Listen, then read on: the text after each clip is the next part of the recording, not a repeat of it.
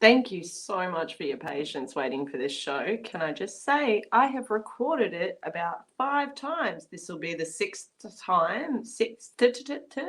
time we've recorded it. I hope everyone can hear me well. I hope that this little microphone is working to the best of its ability for the time being. I feel really, really urgent. I don't know. I just feel like talking about this stuff, and there's lists of things that just keep building up day by day. So I know I'm a couple of weeks late. I apologize profusely, and thank you so much for your patience. I've had massive amounts of technical issues. I can't seem to get my sound or my time right, but here we are trying again.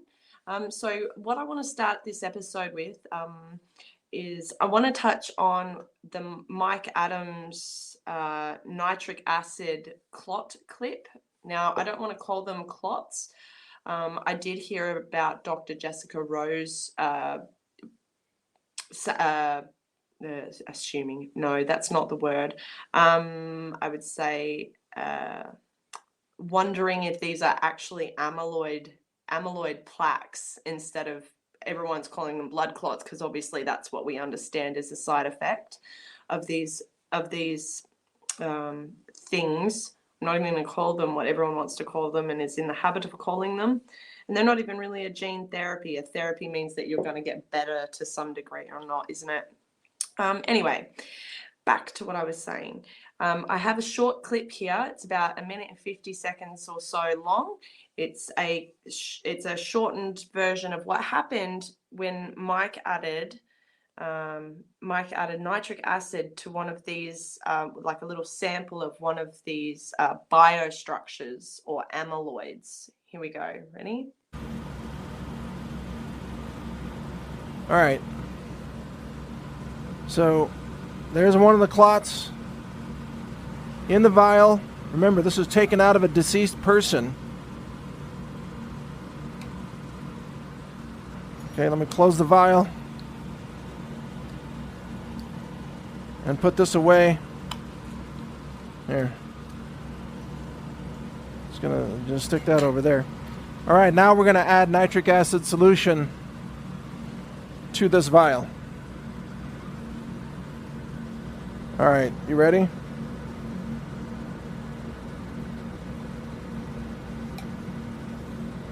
Oops. It's popping, it's fizzling, it's kind of exploding, and it's releasing a lot of nitric acid vapor. This is where I'm glad I have the fume hood on. But you see that? Let me take it out.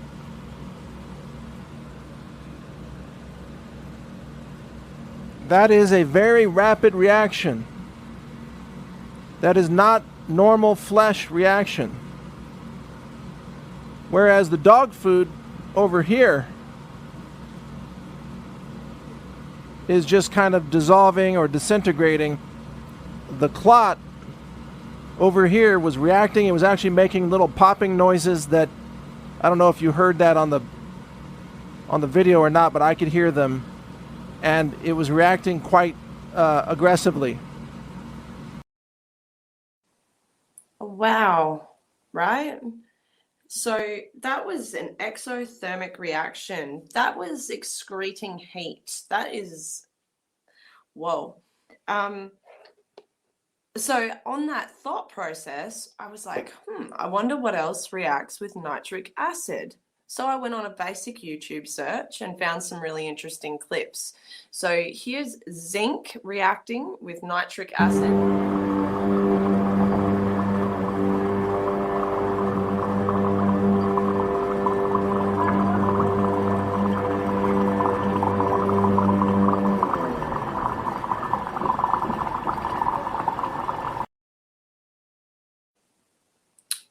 Whoa! Here's magnesium.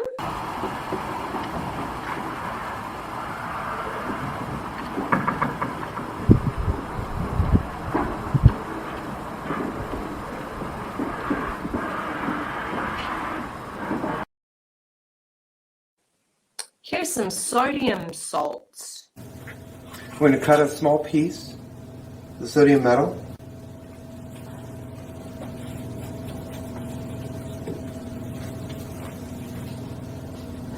Small piece of sodium, we're going to place it into the nitric acid.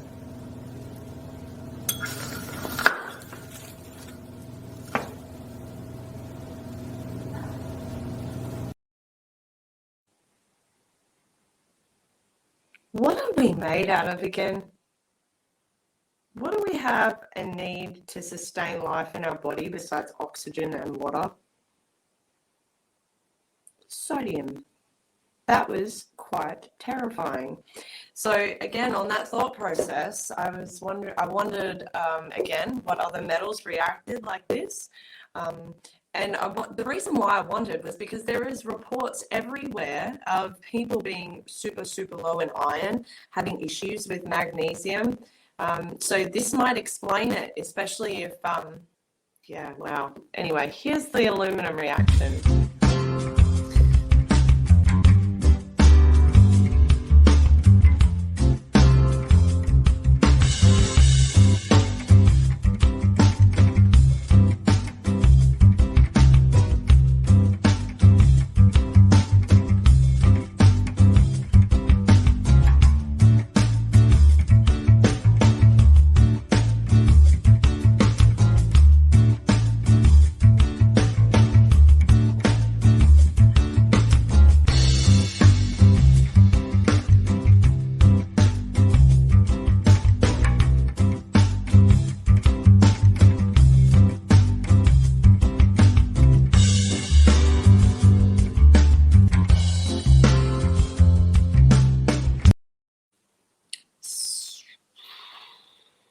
So those reactions looked quite similar. All of them looked quite similar, interestingly. So that's a thought process that I would like someone that had the professional knowledge and maybe a little bit more insight into how those things function all the way in the body. Yeah, and it also, so the accumulation of these things, that was my other thought process, was that so over the years, these shots, one of the worst things about the HPV shot was that it had such high aluminum salts in it.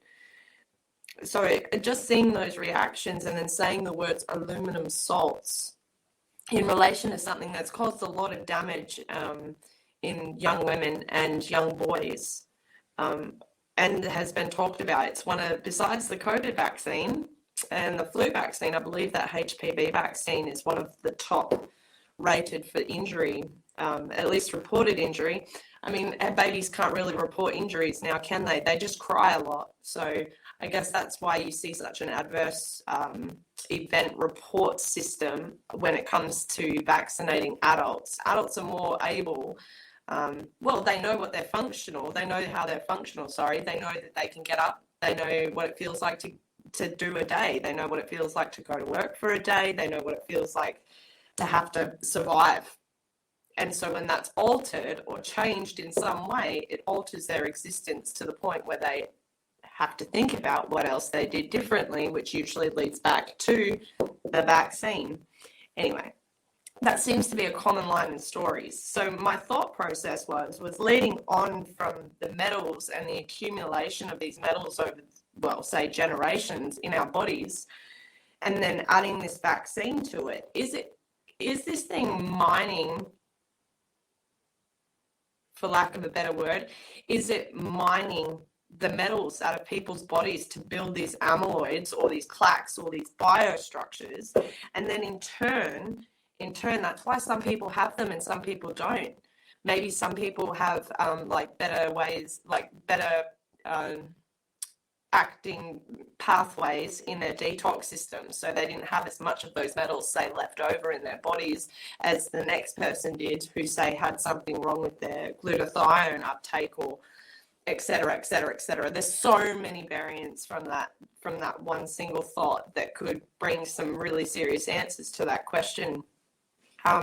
Back to the farming. I think that's part of I think the reason why I use that word is it's part of the intelligence of whatever they're finding in these things is, that's why I suggested farming, because I mean, it could be the magnetism. It could be the magnetism as well. So like, maybe that's why it's attracting metals. One of the breakdowns that Mike Adams, who is the health ranger at naturalnews.com, just in case anyone didn't know who I was referring to, I will include all of these references in a Substack article, and that will be published within 12 hours of the episode airing.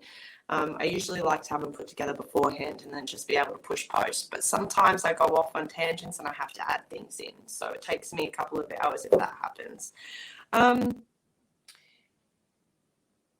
Now, one of the other breakdowns that Mike Adams did was